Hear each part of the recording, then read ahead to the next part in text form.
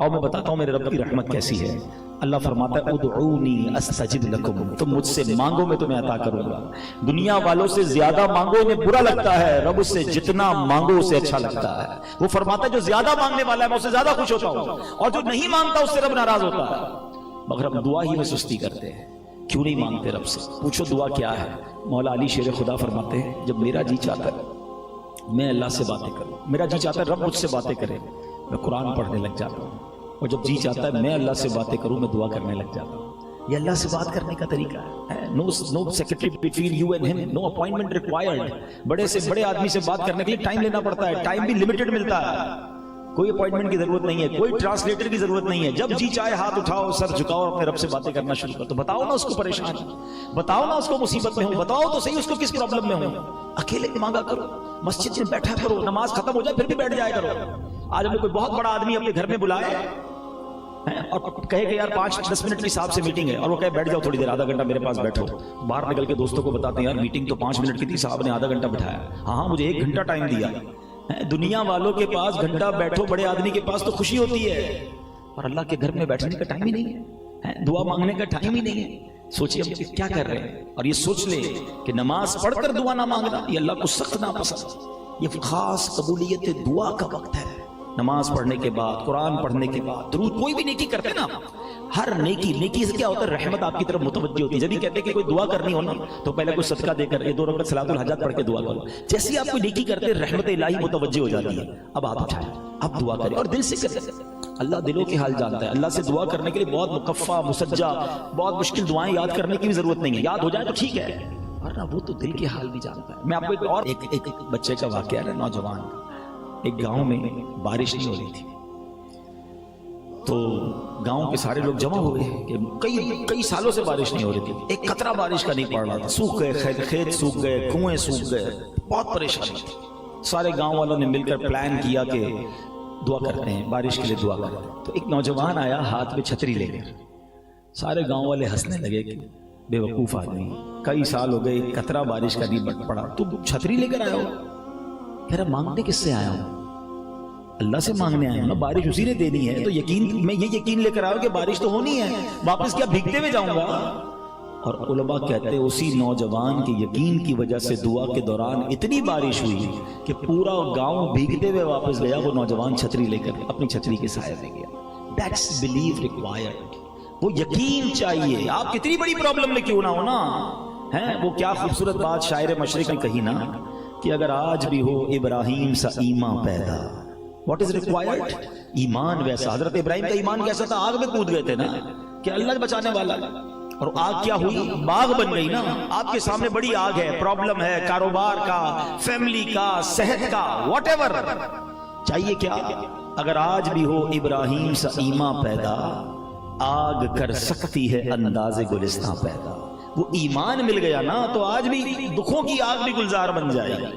तो ये जो इस हदीस का जो पहला पार्ट है कि दुआ, खुदारा हो सकता है अगले रमजान में हम ना हो, इस रमजान को हमें अपनी जिंदगी का आखिरी रमजान समझकर गुजारना है ताकि ज्यादा इबादत करें ना। तो बता रहा था मैं स्कीम और ऑफर का कि सारा साल में और आप दुआ करते हैं ना, या अल्लाह मेरी दुआ सुन ले, मेरी पुकार सुन ले, मेरी तौबा कबूल कर ले। रमजान में आसमाने दुनिया से आवाज लगाई जाती है, फरिश्ते आवाज लगाते हैं, है कोई मांगने वाला कि उसकी दुआ कबूल की जाए, है कोई मगफिरत का सवाली उसकी मगफिरत कर दी जाए, है कोई तौबा करने वाला उसकी तौबा कबूल की जाए। वहां से पुकार हो रही है और हमने क्या करना है? लब्बैक मेरे मौला में हाजिर। स्टैंड कब करेंगे? इतनी जिंदगी गुजर गई, रब ने कुरान में क्या फरमाया हम उसके लिए भी तैयार नहीं है। खुदारा ऐसा ना करें। हदीस पाक में आता है वो दिल वीरान है जिसमें कुछ कुरान नहीं है। चेक करो ना मेरे दिल में कितना कुरान है। और कुरान ये फरिश्तों के नाजिल होने वाला काम है। हाँ, जिस घर में कुरान पढ़ा जाता है, जिस ऑफिस पे पढ़ा जाता है, मुबारक हो ने, और पढ़ते रहा करो, सिर्फ रमजान नहीं पूरा साल। जहां कुरान पढ़ा जाता है ना फरिश्ते नाजिल होते हैं। बल्कि कुरान कैसी शिफा है कि एक बार नबी पाक अलैहिस्सलाम की बारगाह में एक शख्स आया। जरा सुनिए कि प्यारे आका अलैहिस्सलाम की बारगाह में एक शख्स आया, उसने कहा हुजूर मेरे गले में दर्द है। तो नबी पाक अलैहिस्सलाम ने फरमाया कुरान पढ़ना इख्तियार करो। एक शख्स हाजिर हुआ, उसने कहा हुजूर मेरे सीने में तकलीफ है। प्यारे आका अलैहिस्सलाम ने फरमाया कुरान पढ़ो। फरमाया शिफा लिमा फिस सुदूर, के दिलों की सेहत कुरान में है। تو بلکہ قرآن کریم تو مختلف بیماریوں کی بہترین دوا ہے کہ نبی پاک علیہ السلام فرماتے ہیں خیر الدوائی القرآن، یعنی بہترین دوا قرآن کریم ہے۔ سنن ابن ماجہ کی حدیث ہے کہ بہترین دوا قرآن پاک ہے۔ قرآن پاک کی آیت کون سی ہے؟ وَنُنَزِّلُ مِنَ الْقُرْآنِ مَا هُوَ شِفَاءٌ وَرَحْمَةٌ لِّلْمُؤْمِنِينَ، اور ہم قرآن میں اتارتے ہیں وہ چیز جو ایمان والوں کے لیے شفا اور رحمت ہے۔ پڑھیں گے قرآن تو برکتیں ملیں گی نا، اور پھر قرآن کو جب انڈرسٹینڈ کرتے ہیں نا، بلیو کریں، جب آپ ڈائریکٹلی قرآن سے کچھ سیکھتے ہیں نا، اس کا جو نور اور اس کا جو سکون دل میں ہوتا ہے نا، انبلیویبل۔ اب میں صرف غریب صحابہ، مہاجرین جو تھے نا وہ غریب تھے، انصار بڑے ویل آف تھے کیونکہ وہ تو پہلے سے مدینے میں رہتے تھے، مہاجرین مکے سے ایمٹی ہینڈڈ مدینے گئے تھے، تو مہاجرین صحابہ نبی پاک کے پاس آئے، look at the way of talk, اور ان کی تھنکنگ کیا تھی؟ کہتے حضور وہ عرض آپ سے کرنے آئے تھے، حدیث کا خلاصہ فرماؤ کیا کہنا ہے، کہیے کیا کہنا ہے۔ نبی پاک فرماتے ہیں کہ حضور مسئلہ یہ ہے کہ یہ جو انصار صحابہ ہیں نا، نماز ہم پڑھتے ہیں، نماز یہ بھی پڑھتے ہیں، روزہ ہم رکھتے ہیں، روزہ یہ بھی رکھتے ہیں، لیکن حضور یہ صدقہ کرتے ہیں ہم تو نہیں کر سکتے، یہ پیسے والے ہیں نا، یہ اللہ کی راہ میں خرچ کرتے ہیں ہم تو نہیں کر سکتے، ہم پیچھے رہ گئے نیکیوں میں۔ انہوں نے یہ نہیں کہا کہ حضور ان کے گھر اچھے ہیں ہمارے گھر اچھے نہیں ہیں، ان کے پاس پیسے ہیں ہمارے پیسے نہیں، ان کے کپڑے مہنگے ہمارے کپڑے نہیں، حضور وہ صدقہ خیرات کرتے ہیں پیسوں سے، ہم ہیں غریب۔ تو نبی پاک علیہ السلام نے پتہ کیا فرمایا؟ کہ آپ پیارے آقا کی تربیت بھی دیکھو، فرمایا ایسا کرو، میں تمہیں ایسا وظیفہ نہ بتا دوں کہ جب تم وہ وظیفہ پڑھ لو، وہ عمل کر لو، تو جو تم سے آگے نیکیوں میں تم ان کے برابر ہو جاؤ۔ کہ حضور ضرور بتائیے۔ پیارے آقا نے فرمایا 33 بار سبحان اللہ، 33 بار الحمدللہ، 34 بار اللہ اکبر پڑھ لیا کرو، جو نیکیوں میں تم سے آگے نا تم اس سے برابر ہو جاؤ گے۔ They become happy. پیسے لینے تو آئے نہیں تھے، ثواب کا کمپٹیشن تھا، خوشی خوشی واپس چلے گئے۔ اب سنو، تھوڑی دیر بعد پھر آئے، کہتے حضور مسئلہ ہو گیا ہے۔ فرمایا کہو کیا کہتے ہو؟ کہ حضور جو آپ نے ہمیں وظیفہ بتایا نا وہ انہوں نے بھی سن لیا ہے، وہ انصار صحابہ نے بھی سن لیا ہے، اب وہ پیسے والے بھی ہیں، وظیفہ بھی کر لیں گے۔ اب نبی پاک بہت مسکرائے، حدیث کے الفاظ ہیں، پیارے آقا بہت مسکرائے اور فرمایا ذالک فضل اللہ یؤتیہ من یشاء، یہ اللہ کا فضل ہے، اللہ جسے عطا فرمائے۔ لیکن اس واقعے کے تحت جو علماء نے ڈیبیٹ کی ہے، اللہ اکبر، اتنی خوبصورت ڈیبیٹ ہے کہ کیا مائنڈ سیٹ تھا، کیا نیتیں تھیں، اونلی ثواب چاہیے تھا، کمپٹیشن تھا نیکیوں کا۔ بچپن سے ایک واقعہ ہم سن رہے ہیں، مگر اس کہتے ہیں مجھے انتظار تھا صدیق اکبر کیا لاتے ہیں، اللہ اکبر۔ صدیق اکبر آئے، سر پر ایک پوٹلی ہے، ایک چھوٹا سا ٹکڑا ہے، اپیرنٹلی حضرت عمر سے مال تھوڑا تھا، یہ یاد رکھیے گا، یہ ایک اور خوبصورت بات سیکھیں گے آپ۔ اپیرنٹلی یعنی دیکھنے میں وہ مال حضرت عمر سے تھوڑا تھا۔ آ کر عرض کرتے ہیں حضور یہ میری طرف سے حاضر ہے۔ پیارے آقا نے پوچھا ابو بکر کیا لایا ہو؟ کہتے حضور گھر میں جو کچھ تھا سب لے آیا ہوں۔ ابو بکر گھر والوں کے لیے کیا چھوڑا ہے؟ کہ حضور گھر والوں کے لیے اللہ اور اس کا رسول کافی ہے، میں گھر والوں کے لیے کچھ بھی نہیں چھوڑ کر آیا، آپ کا نام چھوڑ کے آیا ہوں۔ اللہ اکبر۔ حضرت عمر نے وہ تاریخی جملہ فرمایا کہ آج مجھے پتہ چل گیا کہ ابو بکر صدیق سے میں کبھی نیکیوں میں آگے نہیں بڑھ سکتا۔ اور سنو، حضرت ابو بکر صدیق نے جب یہ صدقہ کیا نا، ارے ہمارے اور آپ کے صدقے کی اوقات کیا ہے، جبریل امین حاضر ہوتے ہیں اور سبحان اللہ نبی پاک سے کہتے ہیں حضور ابو بکر کو سلام رب فرما رہا ہے، اللہ کا سلام پہنچائیے اور پوچھئے ابو بکر سے کہ اس حال میں تم راضی ہو؟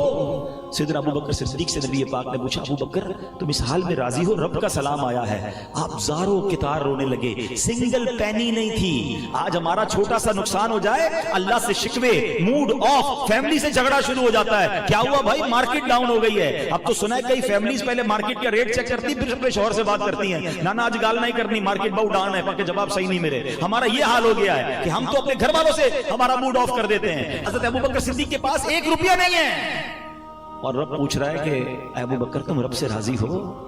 آپ زاروں کتار رونے لگے، کہتے میں اپنے رب سے کیسے ناراض ہو سکتا ہوں۔ اچھا حضرت ابوبکر صدیق نے کیا کیا تھا پتہ ہے؟ اتنا کلین سویپ کیا تھا اپنے گھر کو کہ سارا سامان تو دے دیا، اپنے بٹن بھی راہ خدا میں دے دیے، کانٹے لگائے ہوئے تھے۔ تو جو جبریل امین آئے تھے نا پیارے آقا کے پاس رب کا سلام لے کر، انہوں نے کرتے پر کانٹے لگائے ہوئے تھے۔ نبی پاک نے پوچھا اے جبریل یہ کیسا لباس پہنا ہے؟ سنو جبریل امین کہتے حضور میں نے نہیں، اکیلے نے نہیں، آسمان پر جتنے فرشتے ہیں نا، آج اللہ کو ابو بکر کی ادا ایسی پسند آئی ہے کہ آسمان پر جتنے فرشتے ہیں حضور سب نے ایسا لباس پہنا ہے۔